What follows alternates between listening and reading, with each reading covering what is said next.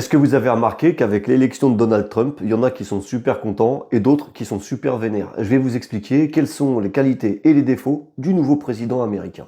Il se présente comme un outsider du système américain, mais en réalité, il est très proche de certaines élites. D'ailleurs, sa dernière politique fiscale était très favorable aux gens les plus riches, pas aux travailleurs américains.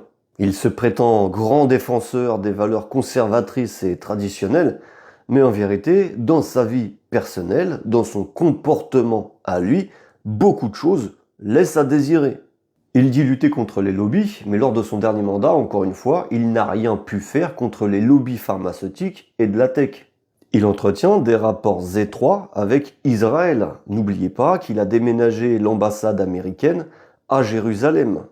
Il dit lutter contre l'immigration, il fait ériger une barrière métallique tout le long de la frontière mexicaine, mais pour être élu, il appelle ces mêmes étrangers à voter pour lui.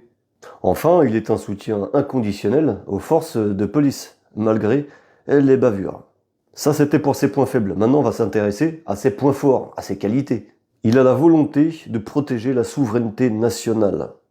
Il a fait signer des accords internationaux privilégiant les intérêts américains. Il a relocalisé l'industrie américaine. La France devrait peut-être prendre exemple. Il critique l'État profond. Il dénonce des réseaux influents, puissants et opaques. Il s'oppose aux dérives du progressisme, du wokisme. Il est moins à la mode que tous ses concurrents, mais il préfère préserver les valeurs plus traditionnelles.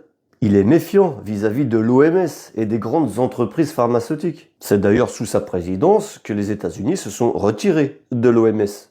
Pour terminer, c'est quelqu'un de pragmatique. Contrairement à la quasi-totalité des gouvernants occidentaux, il est prêt à discuter avec la Corée du Nord ou la Russie pour obtenir ce qu'il veut, c'est-à-dire la paix. En même temps, la paix, c'est pas gratuit. Bref, n'hésitez pas à me dire si j'ai oublié quelque chose dans les commentaires et abonnez-vous.